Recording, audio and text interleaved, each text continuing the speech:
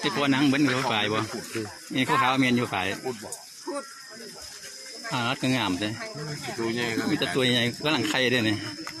ทุ่งจะบาดแล้วเนี่ยโลละ230ไปซื้อยูช่องผมไปซื้อยูช่องจอมว่าจ้าไอ้ยังเข่งน้ำมันเขาเด็กกิน2 จอม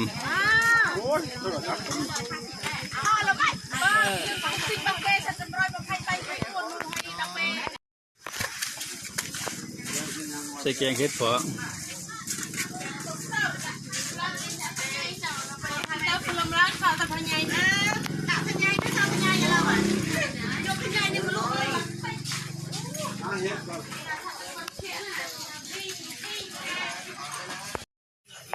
เตรียมใส่ผักอีหลอกได้ยังวะเนี่ยได้ค่ะบ่ใส่น้ำใหม่แน่ค่ะน้อยโอ้ยนางเขียวหลายๆไปบ้านได้เลยเนี่ยแต่บ้านน้ำเยื่อจ้ะบ่ใกล้ๆนี่ที่สุดนี่บ่ใกล้หรอกค่ะใหญ่เราไปทอดงานมาเจ้าถิ่นเจ้าของตลาด